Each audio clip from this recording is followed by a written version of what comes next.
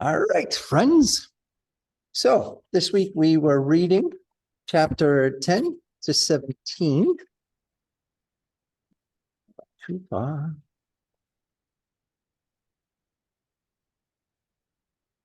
All right. So we finished off where Oral had gone with Bardia to the mountain to collect the remains of Psyche's body.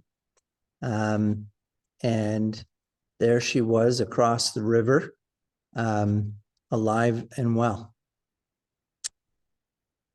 So, any thoughts coming out of chapter 10? At first, I thought of the dream Yeah. or like a vision that she was doing, or like maybe it was just like she created her being alive Okay. just to like, I don't know, compensate. Okay. So almost like a mental break of some sort. Yeah. Yeah. And then I guess I had a skepticalness reading it of like, is she actually there or not? Because how the novel's written is kind of like the lady was like, "You're in my house, you're in my palace," and I was like, "Okay," and then she's not real. Right. But it was, I realized that when I read, got close to the end, that yeah, she was real there. It was just she imagined herself in the palace and stuff. Okay. But and Orel like saw that she was actually seeing a living being. Okay. Yeah, that's what I got from it. It's good. Other things stand out to you about this chapter?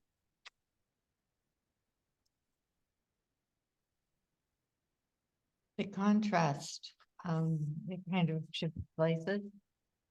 Okay. How so? Ariel is more of a parent figure, Right. and now she's just completely reversed. Right. And she's now on the receiving end. Yeah.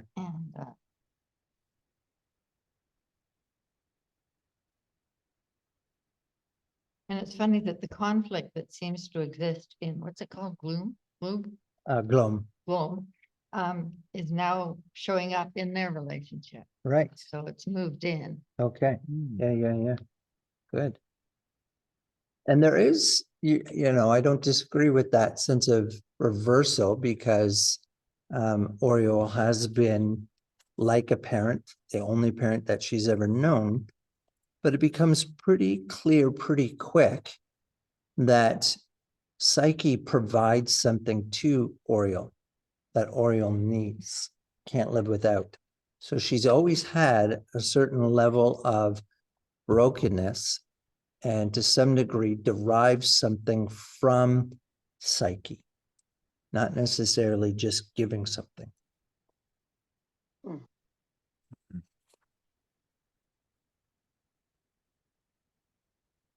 Definitely puts that Fox's philosophy, like the divine nature and the gods seem to become realer too in this. Yes. It definitely brings that into context that Fox has been teaching, she's been following, and all of a sudden faced with conflicting evidence. Right. Yes. Ian's wrestling with how to marry those or. Yeah. And because she has God's blood in her, she can cross, whereas Bardia cannot. That blood though seems to be really limited in what it can do. Right. I mean, other than crossing in, that seems to be the extent. Right. So she has no understanding Right. at all. Right. So, Yeah. And I think we talked last week, she's always been repulsed by the faith that she's been surrounded by, right? She's always had that smell of death. Holiness has been horrible. yes. And yet, Well, even Bardia says this is a dreadful place. yes, yeah. Like Again, all the things that I sort of think of it that are sort of like representing heaven and God, there's all this horribleness associated with it in this story. right. You Yeah. know, it's which is kind of I haven't quite figured out why that is yet. Okay. Yeah. I've just noticed it. Yeah. Well, that's the first step. Because they use that love and devouring are the same thing in these gods. Right. And that seems to come back. At least that's a possibility. It's one theory, Yeah, right? that they keep circling back to. Yeah, But yeah, even like the sacrifice and the child sacrifice, it's almost like you have to give yourself away in a way of like God, like Jesus would say, I want you and you fully, and everything you have to give, and like you were made good and made in my image, versus this God is saying, I want you to reject the good things and the bad things. I want you to just give your body almost to me. And it's like kind of rejecting who you are, kind of reject your soul to give your body.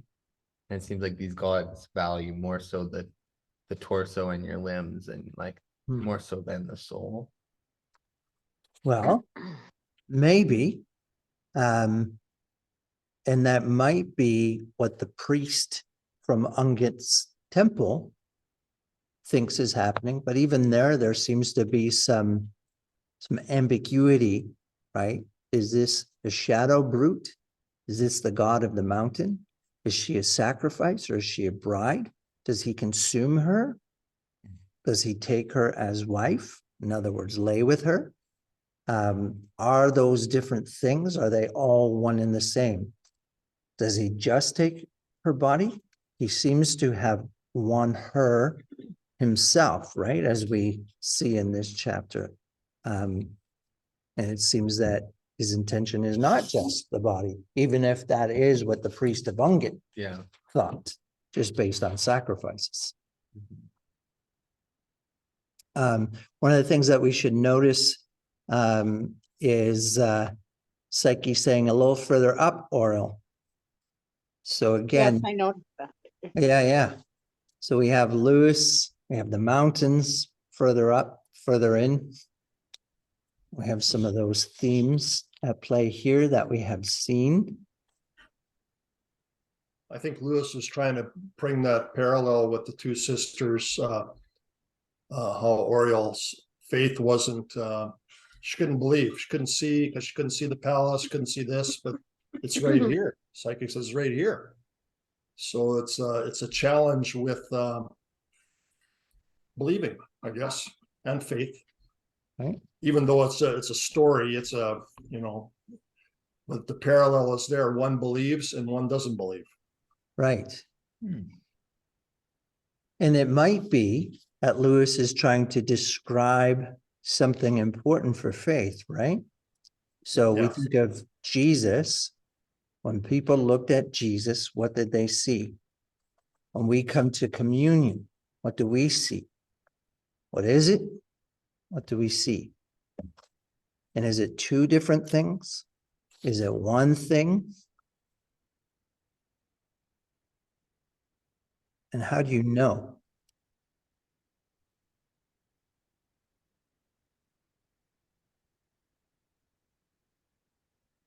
Psyche has grown strong. So not only does she look bright and vibrant, and again, think of the Great Divorce, the bright people coming down from the mountain to take the people from hell further in, making them solid, equipping them to receive more revelation. We have this same sense here, right? That's going on.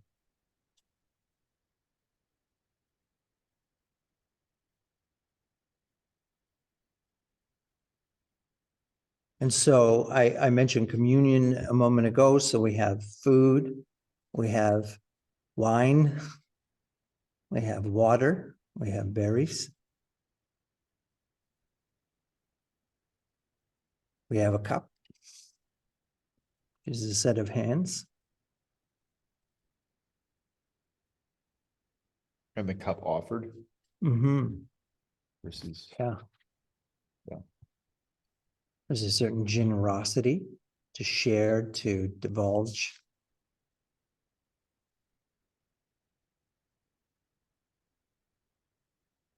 You know, in Psyche's faith, those themes like longing and joy Yes. Yes. kind of pulling at her from a child. Yes.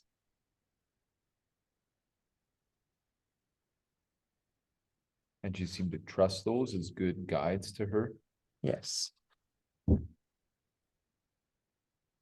The old fears are over.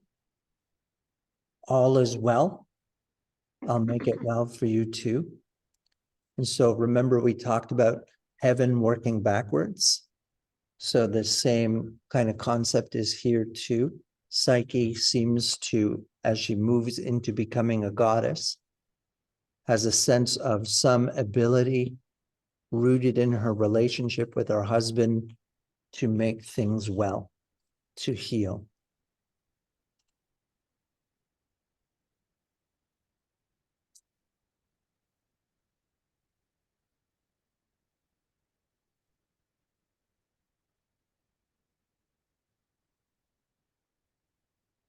So we have Psyche's story, particularly of her kind of drug-induced fear as she was taken.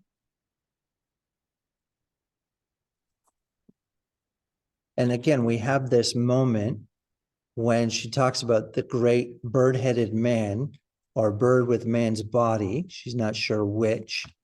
And Oriel says that would be the priest. And Psyche responds, yes, if he is still the priest when he puts on his mask, perhaps he becomes a god while he wears it. So the sense of change that occurs.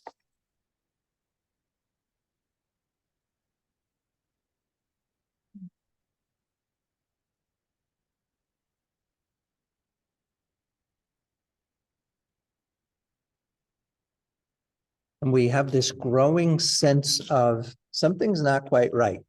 Something is not matching up between the two women.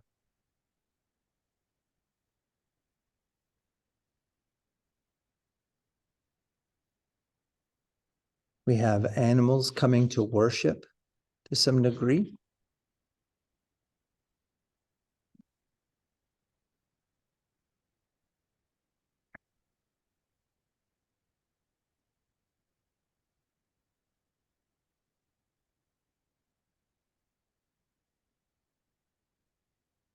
So I think an important paragraph, the only thing that did me good, she continued, was quite different. It was hardly a thought, and very hard to put into words.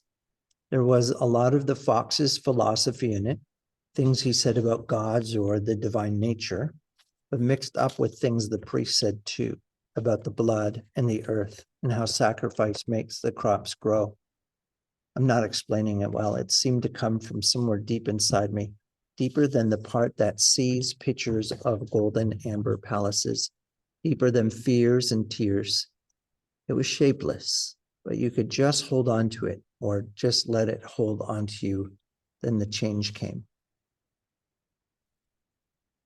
That's the change in weather, where she sees the west wind remove her from her bonds.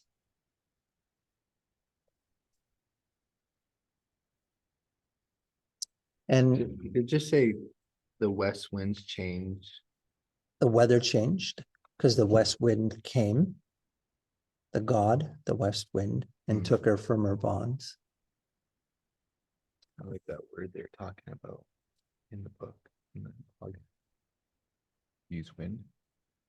It's a ancient Hebrew word called, it's like kachuk or something like Okay. that, and it means For wind is ruach, which is ruach. Yeah, that wind, was. spirit. Yeah. Yeah, and I was like, that kind of that similar idea in a way. I don't know. So do you think the reason Psyche is able to believe in this kind of what Ural sees as imagination world because she always had the more of a goddess blood in her? Or do you think it's a choice that Ural and Psyche make to believe? Like, do you think it's through their life choice, or do you think Psyche is capable of believing because she's more of a goddess blood in her? My own theory would be Psyche is able because Psyche has given herself to whatever this is. She's ready, she desires it, and she actually gives herself as sacrifice. It's wholehearted and it's true. Because of that, she has eyes to see. Yeah. And a readiness to be receptive, right? Yeah. Whereas Oriel has her mind to some degree polluted, right? She resents her father. She resents the priest around sacrificing Psyche. And again, she even resents Psyche, right? Like, and all of this, she feels betrayed the most by Psyche, again, because Psyche was giving her something, even though she thought that she was looking after Psyche. She's not really all that concerned about Psyche. She's more concerned. I mean, she does have a concern for Psyche, but she's more concerned about herself, Oh. if she were to be honest. So you do believe it's by their choices that Psyche's able to believe more, or It's by the giving of self. yeah, And then I think because Psyche keeps saying, I'll talk to my husband Mhm. and make it so that you can see too, Mhm. we'll kind of get you there kind of thing. Mhm. And we can go back to great divorce, right? That ability to walk on the grass and become real enough to see something. And so we have that moment when she sees the palace, Mhm. right? Even for a moment, even a glimpse, that's a fulfillment of the promise that Psyche makes, right? And that comes out of Psyche's sacrifice. Yeah.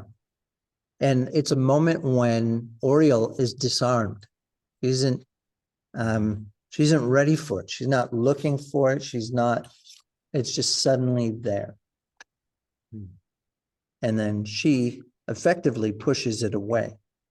That's a major break in her life that keeps going forward, that break of Yes. she's never again, that breaks honesty Yes, in relationships. that's Because she right. can't be honest with herself. That's right. Yes. Yeah, that changes everything. Yeah. And she puts it in. So I mean, we can appreciate the honesty that she has, right? As she's writing this complaint, she says, because I'm writing this complaint against the gods, I can't leave anything out of my shame. I saw this, but what does it mean? What good are these signs if the gods give them, but then make you question them? Very much like the disciples' experience through the passion Mhm. of not understanding anything Mhm. and being very angry with Jesus because he just stood there and didn't defend himself, and didn't do anything. And then it just kind of carries on into after the resurrection, where they're just kind of playing around trying to get in touch with them or not. And Thomas has to do it one way and somebody else has to do it another way. But nobody's still really believing. Mhm. It just seems to me very, Yeah. very, My take when I seen Oriel's disbelief, it was like, it's like, when God gives you a vision or he speaks to you and it's sort of for you. And it's hard to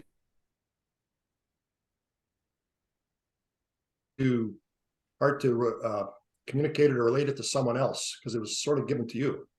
And I think maybe Lewis is trying to draw this out, that you can be given visions and it's so hard to believe them. What is that? It's you're not used to that. You're not familiar with it. It's new territory. Mhm. So this was the struggle. It's a vice between Psyche has the faith, has seen, and knows who her husband is, and Oriel's just doesn't get it. And like you say, she hasn't surrendered herself, hasn't given herself in to accepting, wanting to even accept it. Yeah. But I think it was really key that she's seen this vision, then didn't want to tell nobody. Yeah. Didn't tell anybody, didn't tell Fox, didn't tell, I just, it would spoil her whole case Mhm. of what was going on then. Mhm. She couldn't explain it. Yeah, she's not just lying to other people, she's lying to herself. Yeah. A lie of omission, maybe, Yeah. but still. And it's rooted in that if she embraces the truth, she has to sacrifice Psyche, which is sacrificing something for herself. Mm. She wants to give no offering to Ungit. I was ashamed again ashamed of my mortality, and terribly afraid. But it would have been worse shame and worse fear to disobey. I went cold, small, and shaking up the steps and through the porch and into the courtyard. There was no one to be seen, but then the voices came all around me, bidding me welcome.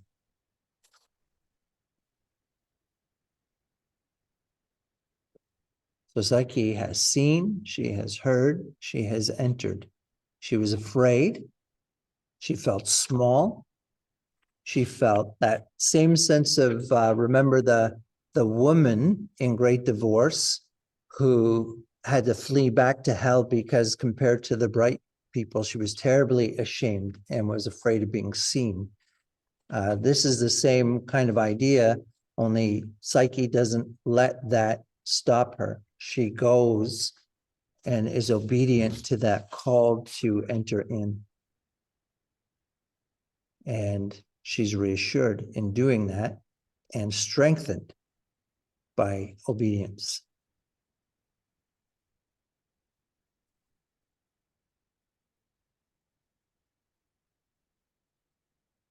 So she also feels the hands of those that she can't see, giving her her food and her drink.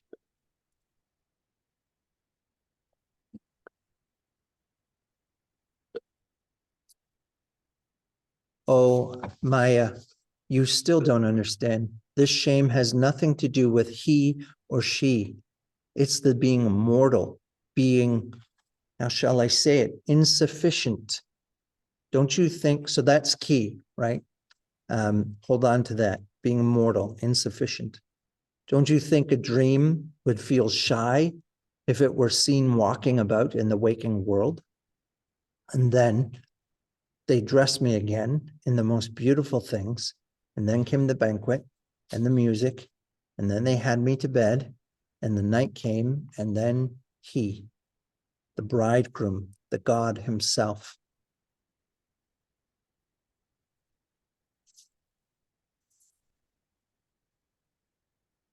So then Oriel asked the question, Psyche, I can't bear this any longer. You have told me so many wonders. If this is all true, I've been wrong all my life. Here comes the crux. Everything has to be begun over again. Psyche, is it true? You're not playing a game with me. Show me your palace. And then that's when the terrible truth comes. They have been sitting at its very gate. Psyche can see it, can enter into it. Oriel sees nothing of it, has no ability to enter in. And so now, instead of two sisters glad to see each other again, we have two women who stand like enemies a few feet apart.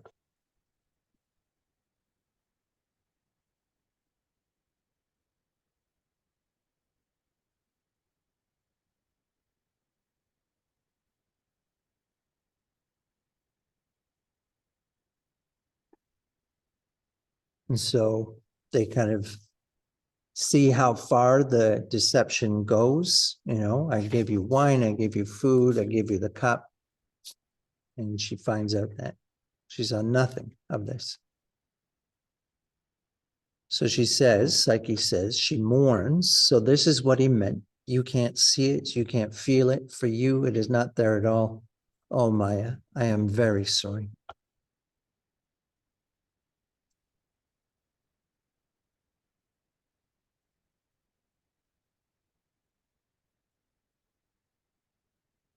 But in reality, with the horror came the inconsolable grief. For the world had broken in pieces, and Psyche and I were not in the same pieces. Gods and again gods, always gods, they had stolen her. That's a pretty clear assertion that she understands what's going on. They would leave us nothing.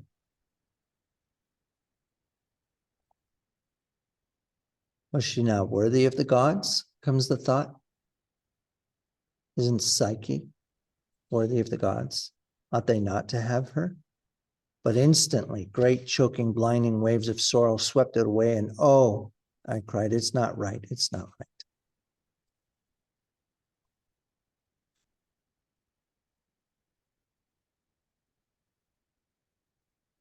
And then the promise that you two will learn to see.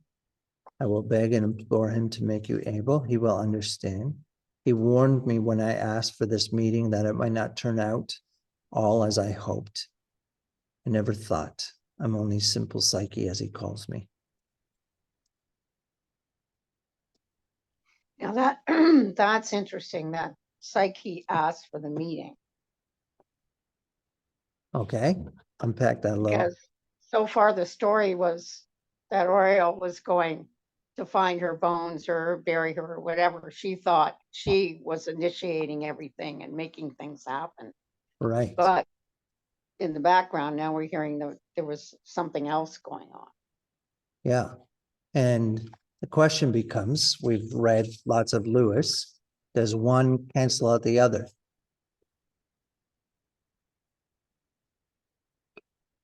No, So often in theology, we try and make it either or, right?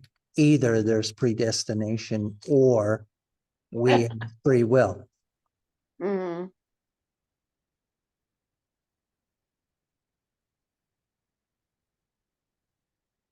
So you're saying there's both happening at the same time?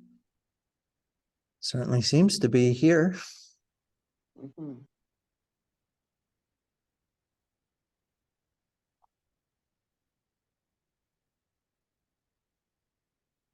Then we have this, show him to me.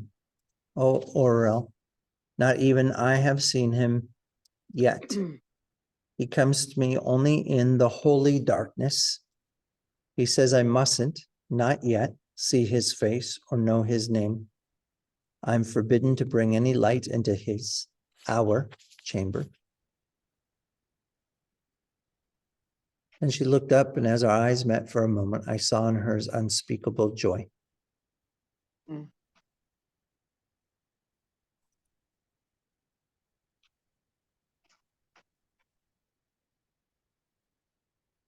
And then Psyche asks good questions. How do you think I've survived? How do you think I've been so healthy? She's vibrant, she's robust. So there's this promise of sight. It's going to take time. It's going to take some work. You can see. In the meantime, you know I'm safe. You know I'm cared for.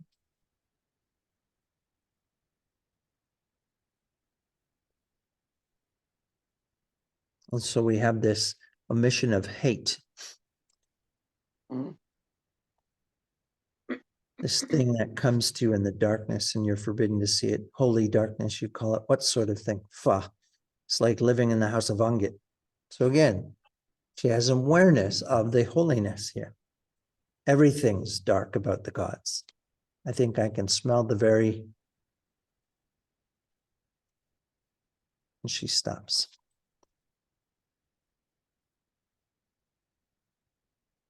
And so she wants her to come back, and she says, how can I go back? This is my home. I am a wife. So again,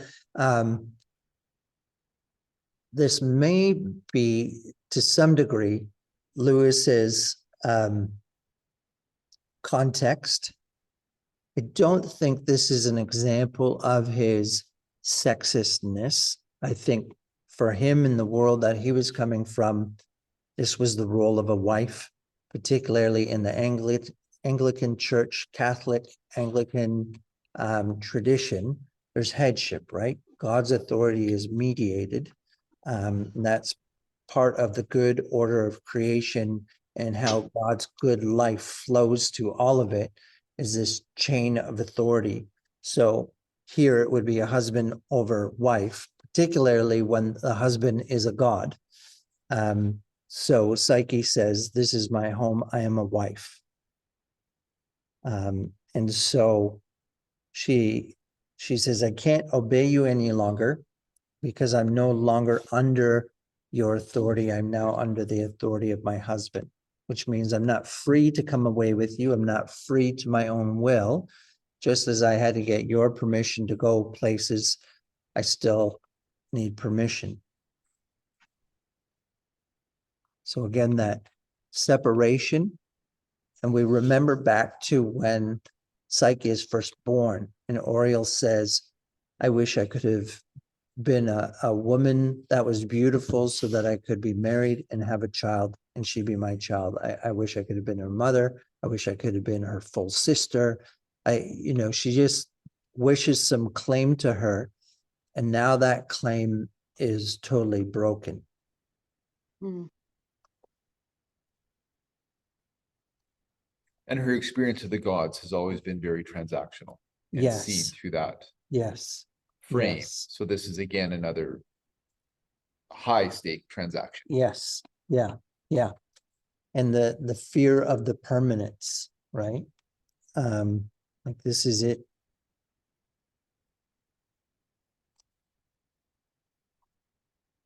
In many ways, it sounds like a deprogrammer trying to argue somebody out of a cult. Right. Yeah, yeah, yeah. Got very much that. Yeah. And to some degree, that would be an excellent parallel. Except that Psyche is experiencing what is really real, Yes. right? So it's that, but turned on its head Mhm. almost. Because it's Oriole that needs to be deprogrammed. Mhm. And she's been programmed in two different ways, right? The priest of Angit and that whole tradition, and then the fox, where we have the divine life.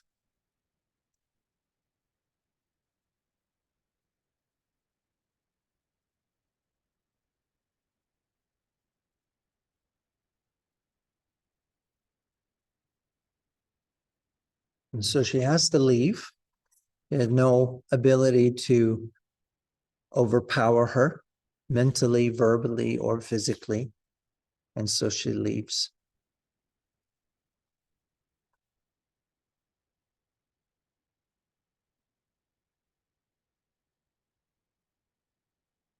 What's interesting is on the last page of my book, Psyche, Psyche, I broke out. There's still time. Come with me anywhere. I'll smuggle you out of Glome.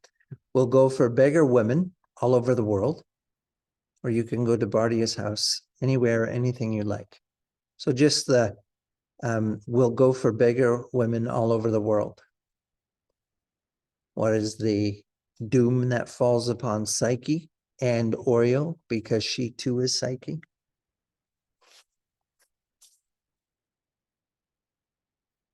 She's cast out into the world. God's blood. So we have in chapter 12, Oriole returns to Bardia. And she asks him questions.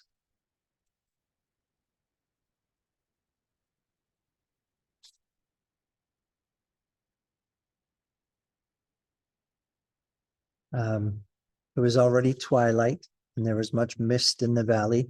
The pools of the river, as I went down to it to drink, seemed to be dark holes in the grayness, and I got my drink ice cold, and I thought it steadied my mind, but would a river flowing in the God's secret valley do that, or the clean contrary?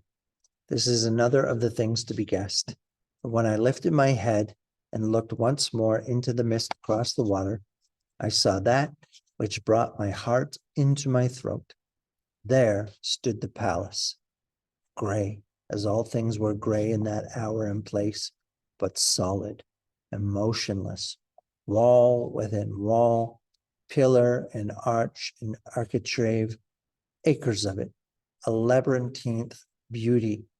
And as she had said, it was like no house ever seen in our land or age.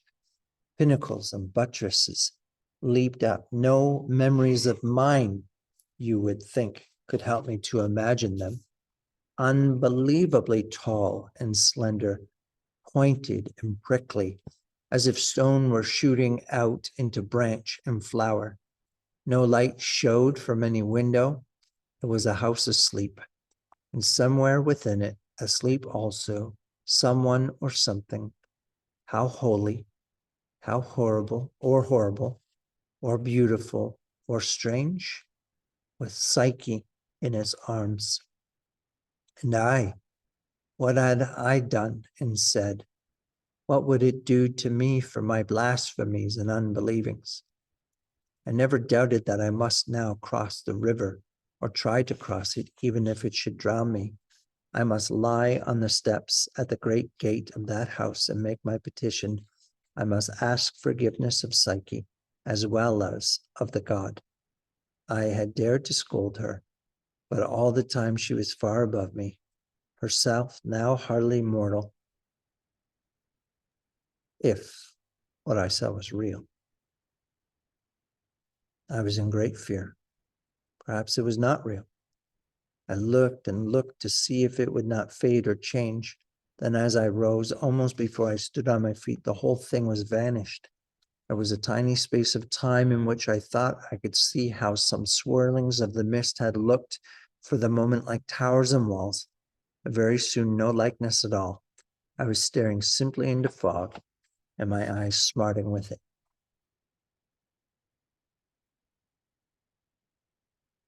So what happened? Why did it happen?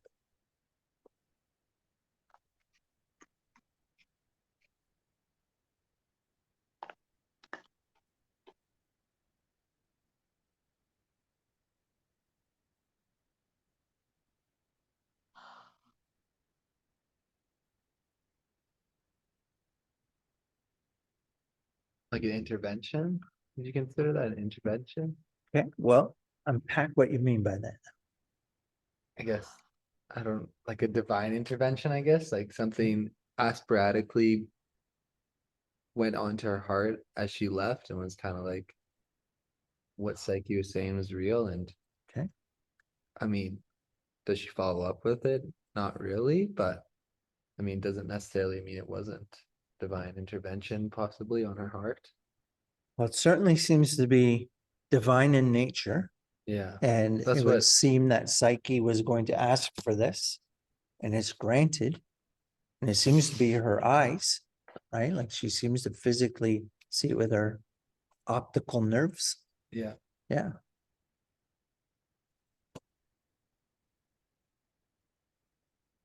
That's where that paragraph alone like really messed up my thought because I would be similar to Fox. I would be like, well, I mean, who knows? Like she may just be delusional. Maybe it's something in the berries in the hills or something. Like Right. I would be of the side of like, Look for a naturalistic the- cause for this. Okay. yeah, And so that vision yeah. also, Now I read that part and I was like, whoa, like that kind of changed how I viewed the story from that point on. Of like, Yeah. that also gave me the thought of like, oh wait, this is actually real. They're not just like Psyche's some magical thing. It's like right. Psyche is experiencing real things that are real to that Mhm. world. Mm-hmm. Mm-hmm. And now she's experienced it and it hasn't made one damn bit of difference.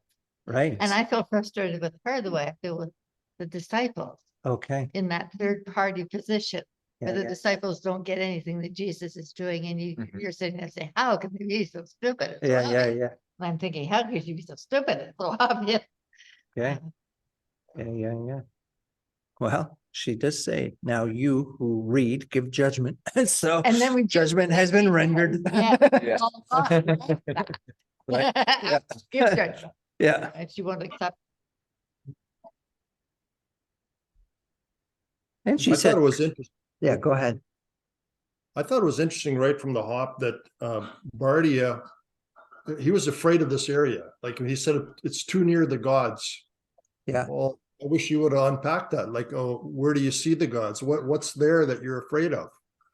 You know, so there's an awe that they have over this area, but yet they want to discredit it.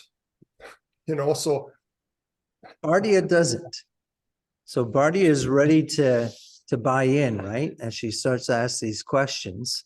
For him, there's no question that there are gods, Yeah. that are in the territory of the gods, that you got to be careful because the gods are dangerous, they'll break out. So you gotta, you don't want to draw attention. You want to watch your words. You don't want to be a blasphemer that close, especially.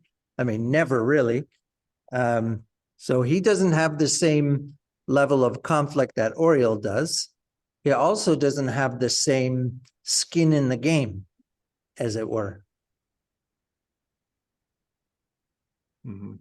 I don't know. For me, I saw Bardia as kind of a demonstration of like, I don't know. I guess like for me in my world, like my vision of it, I see him as like the good Christian, like goes to church Sunday, respects the rules, Yeah. puts his 10% tithe, like does Yeah, all yeah, the yeah. right things, like Keeps his head down. keeps his head down, doesn't go out of line too far, and then Oriel kind of reminds me of lots of those like prophets in the Old Testament of Okay. like almost like rebellion to get proof. Right, or right, the- right, right. Like in the story of Ezekiel when they do like the fire Yeah. down, and he's like, Yeah. you have to show them, like Yeah, you have yeah, to yeah. physically show me. Yeah, And that's how that reminded me. I was like, it's like kind of a different side of like the same, yeah, similar coin to me. yeah. Like Okay. opposite side of a similar coin of like, I do believe, but one's like, I don't need you to show me anything. I'll just do the right thing, like you said. And Right. but then there's the opposite of like, if you're gonna be, if you're what you say,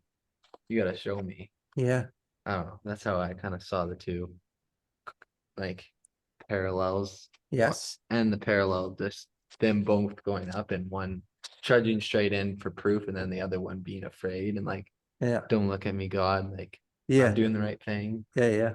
I don't know. So it's interesting what he says because they're having a conversation. And she says, then you think there really was a palace in the valley, though I couldn't see it.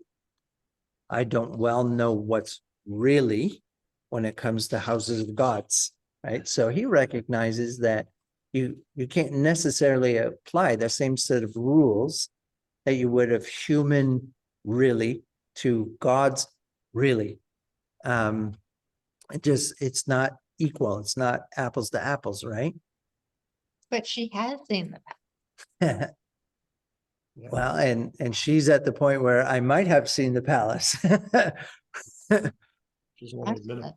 You couldn't see it. Yeah, She also, I feel like it sometimes showed up in a great divorce, like the ability to tell like what's good, what's bad, what's like the experience like from a human perspective, Yeah. experiencing the divine or do they the, trust this? Are they yeah, really gonna let us stay? yeah. Yeah, And even like, is this a good place to stay? Like, do I Right. actually like this grass hurts? And same thing, it seems Yeah. that there's a constant like loving or devouring. Like Right. our human judgment can't yeah, And discern. Or to struggles some to discern. degree, yeah, the whole context, we don't have the tools Yeah, to really unpack it.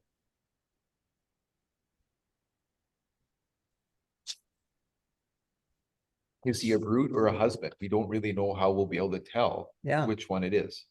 and why do we think it's either or? Yeah. Yeah. What is the right of the humans to judge what it like? Can it be many things? That's what I kind of Mhm. saw it. Like, why do we get to decide that it's one thing? Yeah. And so she gets the idea from Bardia that there might be something frightening. This God may be a frightful thing. And he responds, they call her the bride of the brute lady. So for him, there's a consistency of this hiddenness, right? Something is being hidden. It's because it's terrible to some degree or frightful. And it would do her harm to see that. And we'll see in the next chapter, the fox has something similar, only it's not a divine, but rather a human thing. And so those two merge together, right? either Psyche is now being ravaged by a monstrous god or madness, or she'll add to it, or a renegade who's taking advantage of her. None of these things are seen to be beautiful. So that brings us to chapter 13. Bob, you were leaning in like you wanted to add something. No, okay. Notice for all the foxes, I don't believe in the gods. He's made a libation to Zeus. uh, you know, as you might not be right. He finds out that Psyche's still alive, but this is not good. And so she asks him the same kind of question she's asked Vardia, and he has some different answers. So of course, there's things that we can't see, but there are things like justice, equality, the soul, musical notes. And well, that doesn't work for her. She's talking about houses. If there's a soul, might there not be a house for the soul? And of course, for him, he's got his categories pinned down. He knows what he knows, which means he also doesn't know what he doesn't know. So he too wants to set Psyche free, wants to rescue her.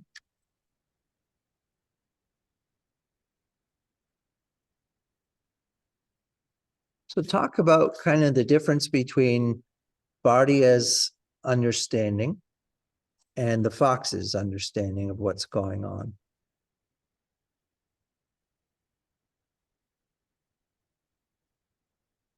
Do we see these poles and positions in our own world today?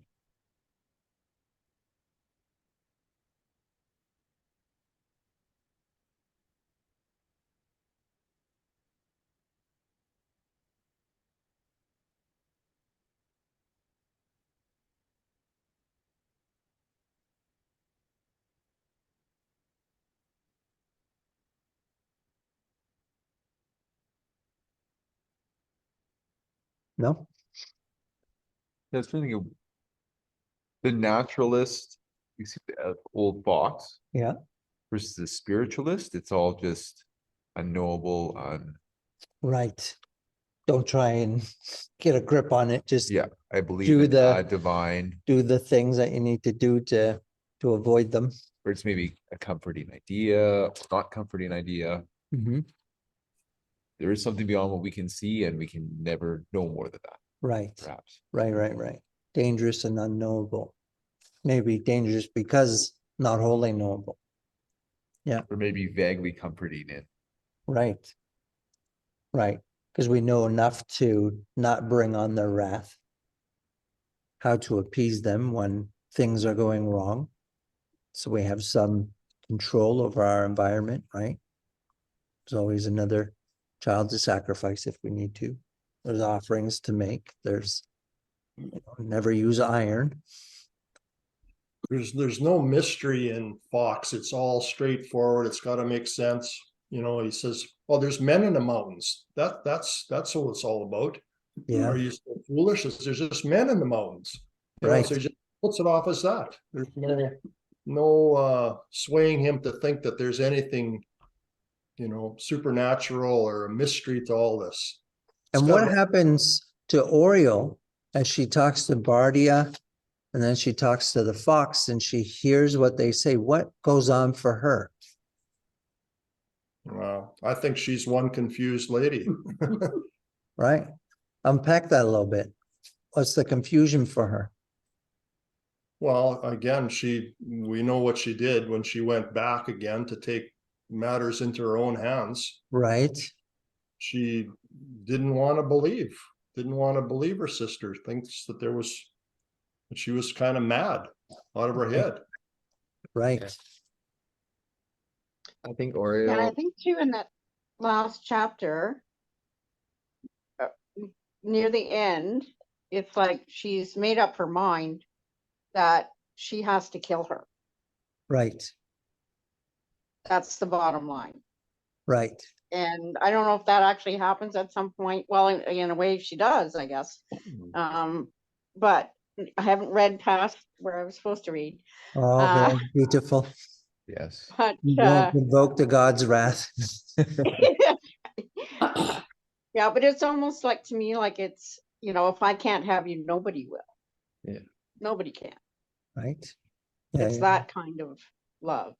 yeah, And she's asking them questions, but only because she wants to hear what they have to say, so that she can manipulate it in her own mind. That's what I think. and at heart, she hasn't told them the truth. At least not That's right. all the truth. I think That's right. it's gonna be, well, as we watch, I think it's gonna be so much like pouring in on her, and as she becomes the queen, that she just shells up and like becomes hard in both ideas almost like, Right, and that's where she does take matters into her own hands of like, you know what, I'm not gonna be a spiritualist, but this realist side I know isn't true because I saw. yeah. So now I'm just gonna shell up. I'm gonna put my veil over my face. Nobody's gonna see my face. And I'm gonna do what I think I should do. Hmm. And it's almost like she just gives up on the idea of either way. Well, and she abdicates, right? Responsibility. She comes to Bardia. She says, what do you think of all of this? She comes to the fox. What do you think about all this? When she listens to Bardia, she's like, that makes sense. I can build a plan around that. She listens to the fox. That makes sense. I can build a plan around that. Some degree, now it doesn't matter. Is it a monster? Is it a man? Doesn't matter. I need to get in here. But she doesn't do all the thinking that needs to be done, right? She is not asking herself, what is the truth of this? She's asked Bardia what he think might be going on. She's asked the fox what he thinks might be going on, but she has not considered for herself, what is the truth in this? And based on that truth, how should I act? But has she like really like has she ever decided for herself? It seems like constantly she looks at outside sources to either confirm her ideas or give her ideas. Like from the very beginning, it's been I walked alongside. I was best friends with Fox, and Yeah. Fox basically told me everything I knew. Yeah, So like now she's like at a point in her life where it's time to make her own choice. Like we assume by now she's an adult or coming of age. yeah, And now it's like she's incapable yeah, of Yeah. it almost. yeah, It almost seems like there was a default there where, yes, I'm under authority. I'm not supposed to be able to do all these things, even though, because she was said, well, maybe I got hit around the head too much by the king, and that's why I'm not able to think clearly. yeah, But it's like maybe for so long she was always been put in her place, and she just can't give herself the permission to say, I don't have to be in that place. right, And I right. think that's the big human struggle. She's just overwhelmed with it. Yeah, Yeah. And I don't think it's for a lack of like gifts either, because it's time and time again says Barnes, this is the most gifted woman in all of the land and I've ever Right. seen. Like yeah, yeah, she's the best queen we've ever seen, maybe the best leader we've ever seen. She's the most gifted with a sword. Like yeah, it's not for a lack of gifts. right, It's a lack of permitting herself to be right. indulged. Like I think, at least myself personally, I believe that every human was given these divine gifts by God and like a special place in the world that is very unique and special, and no one's the same. And it seems like very clearly C.S. Lewis promotes the same idea. Like Psyche has her own gifts and abilities. Bartimaeus, Fox, like all these people are being given these divine gifts. Yeah. and she's the only one who's not permitting herself to like, I have these gifts and abilities and I just need to live them out. Mhm. Mhm. Good. So, she gets a little annoyed at the fox wanting to go to sleep. Um, she decides it doesn't matter. She comes up with a plan and away she goes. Mhm. How's our time here? 8:01. Okay. So she decides to go back to the mountain. She prepares herself with some food, oil and cloth, a dagger, a companion, and away she goes. And she again encounters Psyche, forgot about her foretelling about the king not being a problem for her return. And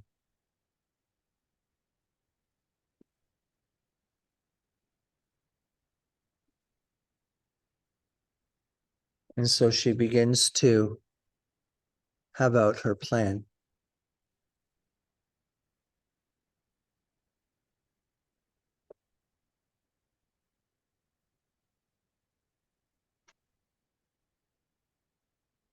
And Psyche speaks to a purpose, right?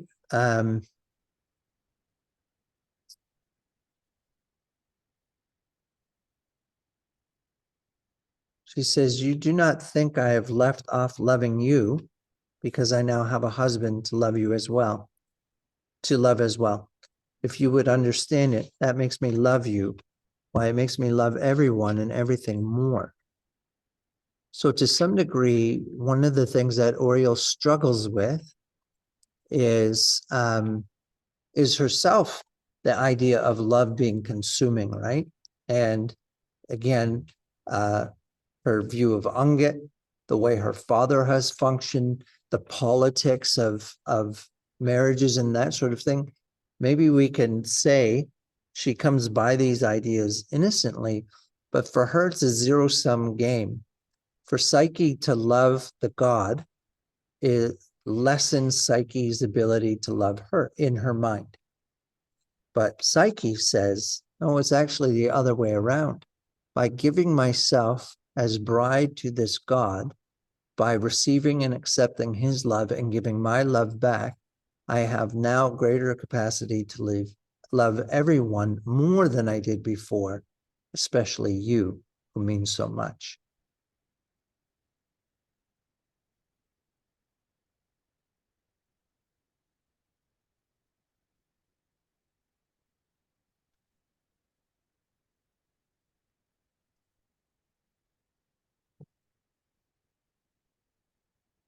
See the divide in Oriole like continues to grow, like not honest to themselves, not totally honest, Mm-hmm.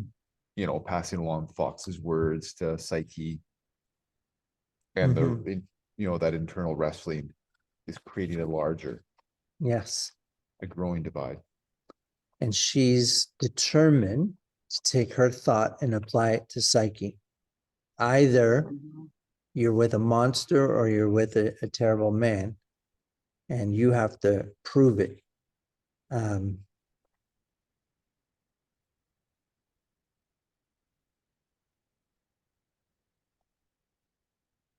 Yet all along, Oriole isn't, she can't see, like, there's nothing wrong with Psyche.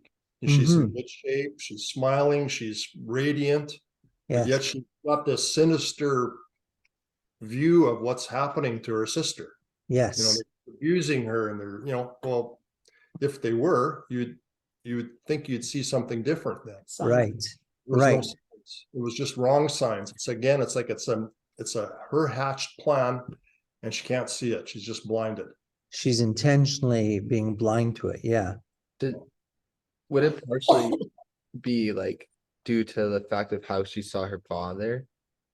Like, do you think her perception of a king or a man with godly blood is kind of been fermented with the image of how her father treated her and Psyche. So Yes, the image of like any man in authority that has supposed god blood would be like super like negative Mhm. almost. Well, Mhm. negative, not almost, like it is negative.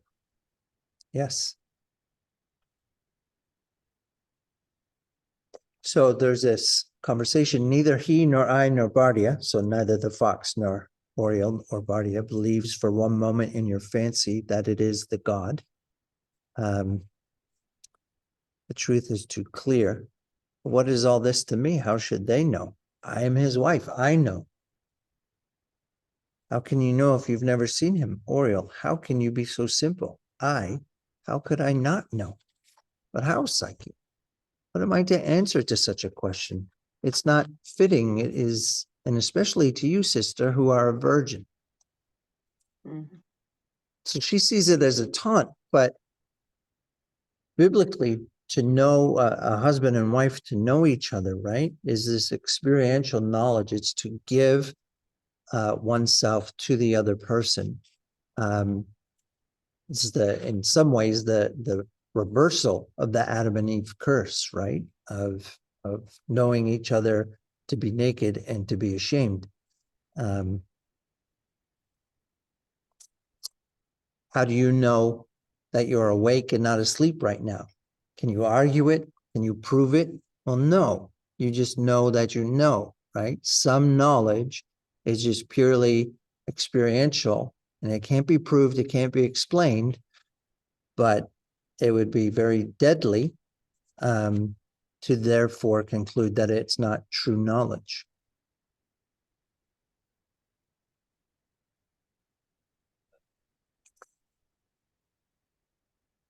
So in order to force Oriole, or to force Psyche, Oriole takes the blade and she pierces her arm with it. She lets Psyche know that if she doesn't do what she wants her to do to open a light in the dark, in the holy darkness, in defiance of her husband's will, then she will kill herself. First attempting to kill Psyche. And there again, Oriole didn't listen to her sister because her sister said, "Are you mad? Is there something wrong with you? Like, why are you doing this?" Yeah, It's like role reversal here. yes. She's supposed to be the mad one, but the mad one is the mad one. Right. And there's this look on her face, right? So she's doing all this to save the relationship, and she's in fact killing it.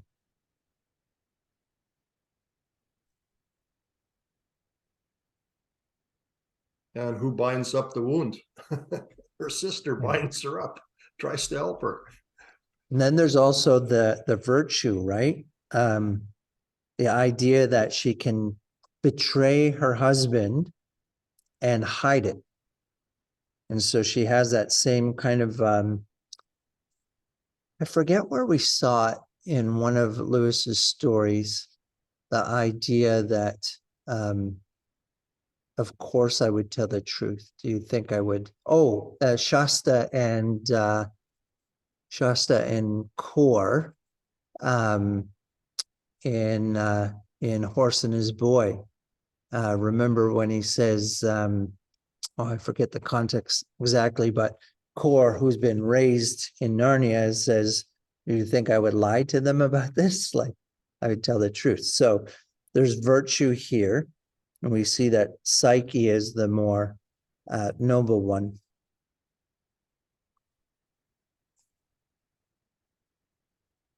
Yeah, that's when Cora ran off to do something. Mm-hmm. And they got in And a when fight. he came and when he came back, he was going to tell the truth, tell his parents all about it.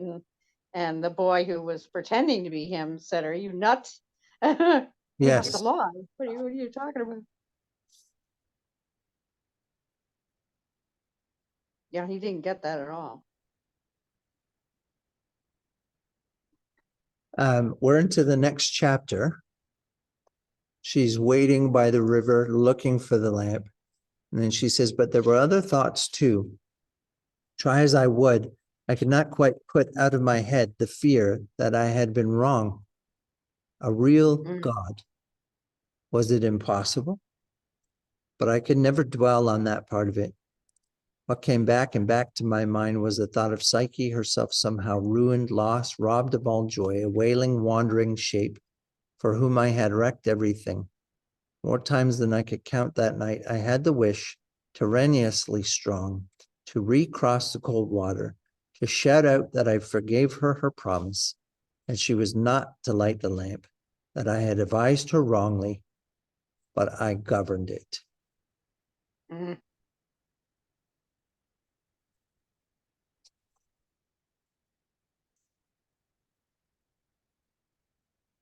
How could she hate me when my arm throbbed and burned with the wound I had given it for her love? So again, here's somebody who has a bent understanding of love, right? And she knows what the fox will say.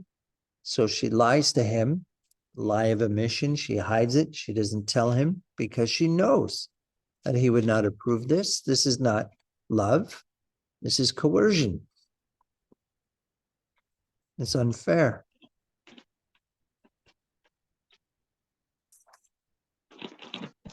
And then the light comes, then the stillness broke.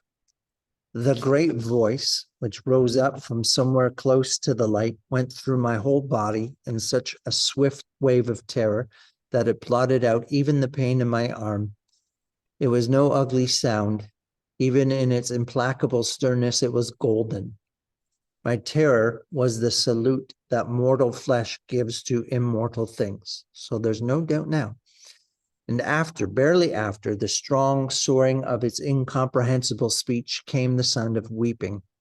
I think my heart broke then, but neither the immortal sound nor the tears of hers who wept lasted for more than 2 heartbeats. Heartbeats, I say, but I think my heart did not beat till they were over. A great flash laid the valley bare to my eyes, and it thundered as if the sky broke in 2 straight above my head. Lightnings, thick, following one another, pricked the valley, left, right, near and far, everywhere. Each flash showed falling trees. The imagined pillars of Psyche's house were going down. They seemed to fall silently, for the thunder hid their crashing. But there was another noise it could not hide. Somewhere away on my left, the walls of the mountain itself were breaking. I saw fragments of rock hurled about and striking on other rocks and rising into the air again like a child's ball that bounces. The river rose so quickly that I was overtaken by its rush before I could stumble back from it, wet to my middle. But that made little odds, for with the storm there had come a tyrannous pelting rain. Hair and clothes were already a mere sponge. But beaten and blinded though I was, I took these things for a good sign. They showed that I was right. Psyche had roused some dreadful thing, and these were its ragings. It had waked. She had not hidden her light soon enough, or else, yes, that was most likely, it had only feigned to be sleeping. It might be a thing that never needed sleep. It might no doubt destroy both her and me. But she would know. She would at worst die undeceived, disenchanted, reconciled to me. Even now we might escape. Failing that, we could die together. I rose up, bent double under the battery of the rain to cross the stream.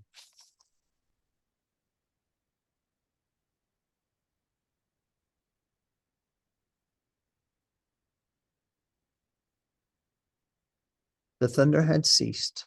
I think the moment the still light came. There was great silence when the God spoke to me. And as there was no anger in his face, so there was none in his voice. It was unmoved and sweet, like a bird singing on the branch above a hanged man. Now Psyche goes out into exile. Now she must hunger and thirst and tread hard roads. What did you do to your sister? Those against whom I cannot fight must do their will upon her. You, woman, shall know yourself and your work. You also shall be Psyche. The voice and the light both ended together as if one knife had cut them short. Then in the silence, I heard again the noise of the weeping.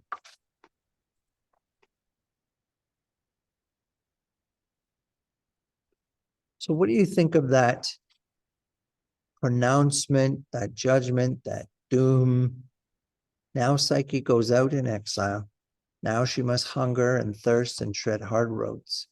Those against whom I cannot fight must do their will upon her. You, woman, shall know yourself and your work. You also shall be Psyche. It's very much like the original verse. Okay. Can you unpack that a little bit? Yeah, that your labor will not be fruitful, it will be hard, Yes. not bear fruit. Yes. Yeah. You will bring forth children in pain and turmoil. Yes. Yes. So is that a punishment imposed, or is that a description of what results from breaking faith?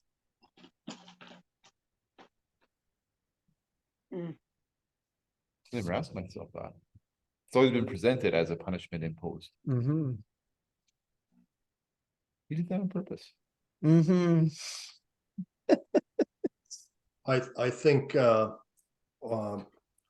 Oriel's conception of what what is punishment and what is deserving or is again, it's something she's fabricated. Well, this is how it has to be. She deserves this Mm-hmm. type of thing. And again, she's believing that same, just like the other guys that were kind of training her in her thinking. Well, this is the path I've got to stay with, and I did right. I didn't do anything wrong. Yeah. Right. I Yeah. did justice. Right. And I think all along, the way Lewis was trying to bring out all the elements of the thunder and the water and all that, I mean, that's, again, the awesomeness of the Israelites leaving Egypt and all those scenes. They're very vivid. Mm-hmm. He's drawing out this real, there's something happening here. There's a lot of elements in nature that are exploding. Right. What does it mean? You will know yourself in your work.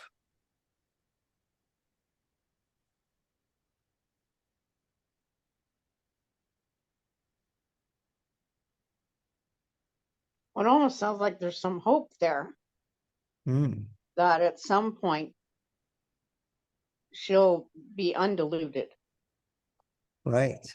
that she'll see the truth. Right. Is that going to be welcome? Most likely not. No, we never liked it very much. So self-revelation, you'll know yourself and your work. Is this referred to the work of betraying Psyche? And what results? What does it mean that you will be Psyche? You also shall be Psyche. So at some future point, she'll also have to be the sacrifice. Okay. Maybe. I mean, like I said, I haven't read beyond this point. Yeah. Well, So it- it's Most almost aspect- like a process had started. yeah. You've stopped that process. Okay. So now you're going to have to finish it. Mm. Is she making a reference back to her mother? Well, this is the God speaking. So the God says, you shall also be Psyche. So the exile part, she'll never have a home or find rest or home Well, I don't know. of her own. Maybe it means she'll be beautiful like Psyche. Maybe it means she'll be a sacrifice, as my mom said. Maybe it means that she'll be married to the God. Maybe it means she'll be in exile. Maybe it means all of the above, Reach Maybe- divine. Mhm. That's what I. reach the divine nature, I so would lean to towards the become a fox. goddess. Okay, Read, yeah, I think when I read it, I thought, oh, at some point she's gonna reach that divine nature of knowing and believing God and Yeah. becoming a god in that. so for her, we see as the story unfolds, just because we're running short on time. You know, she understands this pronouncement over her, that it's her doom. You're going to suffer as Psyche suffers, right? So every time something twitchy comes up in her neighborhood, she's like, this is it, it's starting. Right? Here comes the doom, it's gonna fall. But we've already seen there's this disconnect between the human and the divine experience, right? Yeah. The shadow brute, the god of the mountain, husband, devourer, palace, valley. You know, That weeping can too, we simply weeping. take things at face value? Yeah. What's that, Bob? Well, and also that element of she hears the weeping, Yeah, and again, that was symbolized with the terrible things that people did. And, Yeah. there was crying in the land. You could hear everybody weeping because they've lost Ah. their firstborn, or, right. Rachel weeps for her children. Yeah. Mhm. and there's never anything good that comes when you're, that weeping, you're hearing that weeping. There Yeah. can't be joy in that. And it's terrible, right?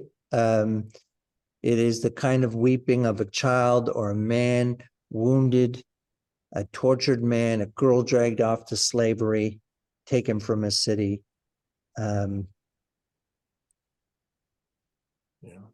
You wouldn't want a woman that you hated most in the world to weep. So if you Mm. heard it, you would go to her to help her and comfort her.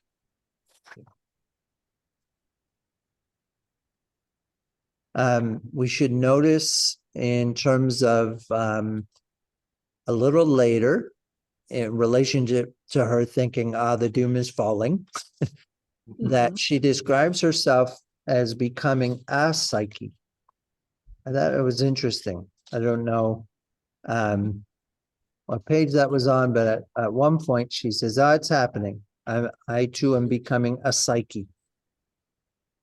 Yeah. And when the God says is not you will be a Psyche, you too shall be Psyche.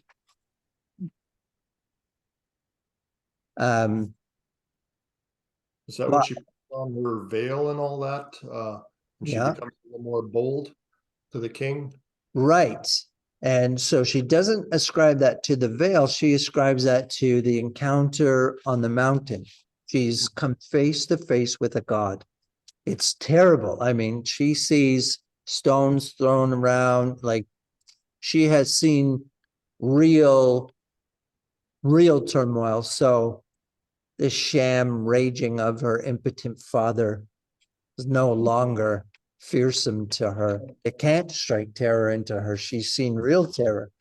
And so, yeah, the veil is just a tool. She feels a little more powerful in it, but it's because she's now presenting a lack of face to somebody. Wonder if Lewis wanted to draw that out, just like Moses had to be veiled. If he was Right, use that little slide, you have to cover yourself. right. Mm. And Yeah. Oriel's case is because she was ugly, so she figured she better Right. cover herself up. Right. And there's things now that she's hiding. There's separation between her and the fox. And to some degree, the veil is the separation between her and the world. She has encountered things, she has suffered things. She too is Psyche, right? Psyche is now cut off. That's what exile is. And Oriel Mm. does a form of exile to herself.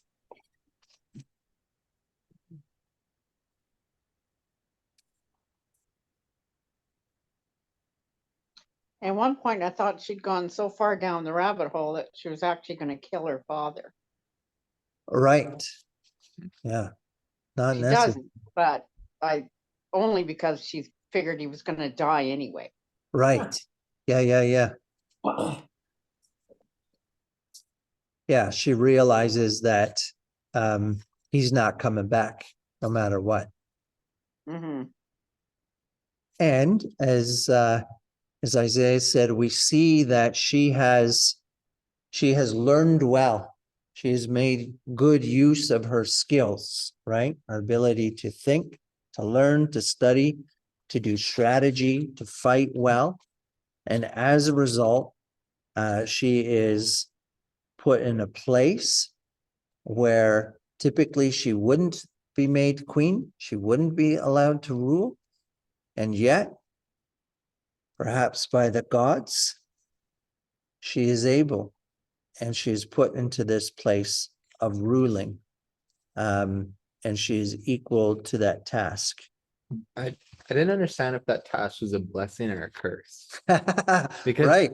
She just all of a sudden like like almost morphes herself into this like veil, like seems very calm and composed, which Right. is sought after in a leader. Yeah. But it's not how she was before. No. She was very radical. Like Yeah. obviously she went up to a mountain where supposedly there's a killing brute, Yeah. or she maybe thought. And all of a sudden she just like absorbs herself into like Yeah. composure almost. Well, to some degree, So I couldn't tell if she that's like a recognizes blessing. this death sentence. So there's this a little bit of dead inside. There's this impact of this experience, right? Like she has been walking with gods. She has eaten the food and drink of the gods. She has sat in a god's house on the doorstep in the palace. She has seen and heard a god speak. You cannot experience the divine without being changed, right? And so she is in fact changed. And yeah, that's a key question. Is it blessing or curse? Is it both? Again, right? And I We don't want to like, do think that. in these either I don't want ors. to go like what you're saying, or like go deep into both ditches, like Right. as a middle ground. Right. So I don't want to do that either, because Yeah. then that would take away from her Yeah. story, I guess. But to some degree, the fear and self-doubt is gone. If she's under a death sentence from the gods, she no longer has to fear the gods. It's just a matter of when they're going to pull the trigger, right? But she doesn't have to live in fear of violating, of making the wrong choice. She can just now, for the first time, she's free to think well and act, not in confusion over the fox and the traditional faith, because she now knows the truth and she sees ways in which they both work together. So she can act now for the first time. And in acting, we find out that, yeah, she is gifted and this is good. This is good for the kingdom. This is good for the people. We got a good team. And suddenly her life